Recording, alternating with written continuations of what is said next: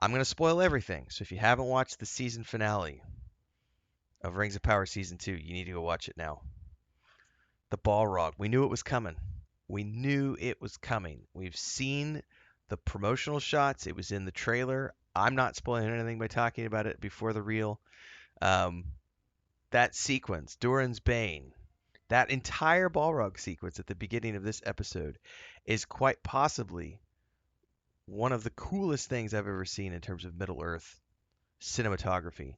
It's up there in my favorite moments now. It's so well done. Oh my goodness. I actually had to go back and like record a snippet to send to my brother and be like, dude, dude, look at this shot by shot sequence right here. This is epic. Anyway, I'm spoiling the whole thing. So if you haven't watched the episode, go away, watch it, come back, we'll talk. Um, really good conclusion. We did not get everything wrapped up the way I thought it might wrap up. But I can see kind of where we're going for the next season. We did get finally the reveal. Yes, it's Gandalf. Um, the way they did it was the Hodor moment, which it's fun, it's quirky with the hobbits. As the stewards are heading out and they're saying goodbye to him, and they're like, "Goodbye, Grandalf. Goodbye, Grandalf," and he's like, "Grandalf, Grandalf." Gandalf, and it was like, okay, and he finds his staff. All that was very cool. We still don't really know who the Dark Wizard in Rune is. I don't, I mean, it could be Saruman in a different form, um, but I'm still betting that it's one of the Blue Wizards that has fallen.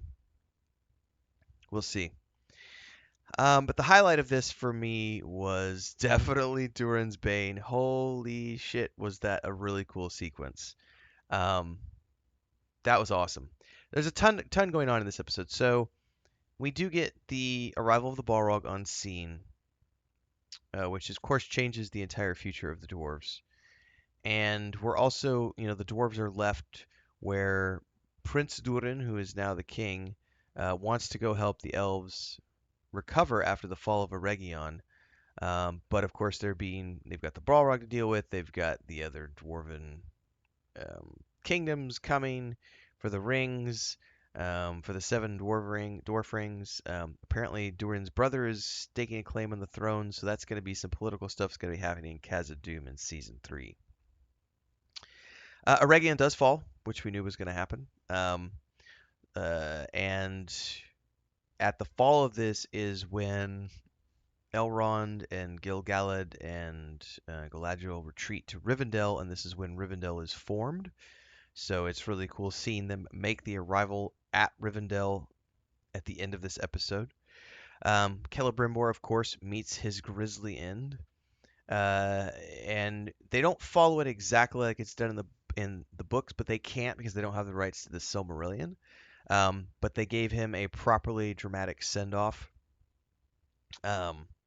And especially Celebrimbor basically telling Sauron, you can kill me, but I get to go to a place that you can never go to on the winds, on the breath of the Valar, and infuriates Sauron, and then gives him a prediction that you will die, um, you know, by the hand, die by your own hand essentially, and your forging of the rings will be your destruction because you are now a slave to them. You are their prisoner. And of course, we still don't have the forging of the one. I'm assuming that's going to be what's happening in the next season, perhaps. We'll see, or could be after that. But Celebrimbor does die, and we're left with Galadriel having the nine. And the way they resolved that was slightly different than what I thought. The ending was still the same. She fights Sauron. Sauron wins. He gets the nine, and she escapes with Nenya. So that happened exactly how I predicted it would. However, what I didn't anticipate was Adar willingly giving her the ring in exchange for just help me kill Sauron and let me take my people into Mordor, and we will cease to have war. Just let us live in peace. And it was a really cool transitional moment because he was wearing Nenya and he looked like an elf again for the first time. All his corruption was gone and cleansed. And he's like, it doesn't matter. Adar is my identity now. Help me reclaim him. And he gives the ring back to her. This is before the Sauron fight. And that's when This is a great scene of how easily Sauron manipulates because when he kills Celebrimbor, the orcs arrive to take him back to Adar, and he just easily manipulates the orcs because they're already primed and ready of like Adar's been sacrificing us, and he uses that as his opening point. And so when his orcs come, Galadriel's there. There's this moment, and then they have a et tu Brute moment where all the orcs just start stabbing Adar and kill him as Sauron walks onto the scene. Then they have the big fight sequence, which was fun from a visual perspective, the way he kept, changing forms to try to master Galadriel. But of course, at the end, she eats herself out and disappears with the ring. And Sauron's left with a 9 and a destroyed Eregion. And the elves are left in tatters, and from here they have to start building outposts and preparing themselves. In the midst of all of this is the Numenorian storyline. I sure thought they were going in a different direction with that. So at the end of last episode, Queen Mariel is, the beast of the sea does not eat her, and by the laws of the Valar, she should be innocent. It doesn't matter. Alfarazone is not about to give up power, and he's used the Silmaril now, and he sees that, and he uses Halbrand as Sauron as proof of the treachery of Queen Muriel, and all of the faithful are now branded traitors, and they start rounding everybody up, and just, it's not pretty. In the midst of all of this, Elendil must flee. The queen won't come with him, but she gives him Andúril, the sword, the white flame, and he's going to take off and go meet with his son Anarion, who's living with the faithful in another part of the island. So that's that resolution. And then Isildur is in Pelargir when Alfarazone's son comes and basically takes over and says, all you bitches, you lowmen, he calls them, you're all our slaves now, and you're going to provide timber or we're not going to give you supplies. And then Isildur is making his way back to Numenor. Um, so this is where next season will be more. It would be interesting if they bring the fall of Numenor next season, um, because Isildur, Elendil, and Anarion, and I don't think we've met Anarion yet, so that'll be interesting to see. Um, Also going to be interesting to see if we ever get, when do we get Celebrimbor? Um, we'll see. Yet to be established. Ooh, excuse me, guys. I've been up since 1 o'clock. It's like I think 4:30 in the morning right now. 5 o'clock in the morning. Um, Great episode.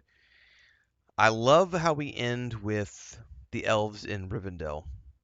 Um, that'll be the formation of that outpost. And I don't remember the timeline exactly of when Galadriel went with Celeborn to establish um, Lothlorien. So let's see if we get that in the next episode or in the next season or not. But I think for the most part, we got a pretty good resolution to everything. Um, Nori wants to go wandering off by herself. And she kind of, as far as I understand it, she kind of separates, or maybe they're going to separate, I don't know, her and Gandalf. Gandalf returns to Tom Bombadil. They have a moment singing into the fire now that he knows who he is and he has his staff. Um, I don't know what more the hobbits could have to do with anything, or the Harfoots could have to do anything major. So maybe they don't have them in season 3. I don't know, or they're much a reduced format in season 3. I have no idea what's going to go on. But we know that Numenor is going to play a big part of next season because Al-Pharazôn has to capture Sauron and bring him back to Numenor for the fall of Numenor to happen. He's a prisoner. He poisons the king's mind, convinces him to sail against the Valar. That's when the island sinks. Elendil, Isildur, Anarion sail out with the remnants of the faithful, survive, land in Middle-earth, continue the fight. They eventually form an alliance with the elves to go up against Sauron in that big battle when he gets the ring cut off his finger. So it's going to be very interesting to see how that plays out. They said I remember when they started all of this, they said they were committing to a 5-season arc. So I'm very interested to see where they could go seasons 3, 4, and 5. Um, Everything is essentially from here on out. It's just war. It's war and the foundation of different outposts for the elves. Sauron still has to forge the One Ring.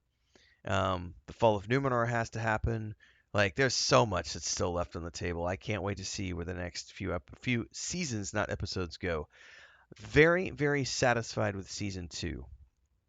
Um, on season 1, I had a lot of critiques about things.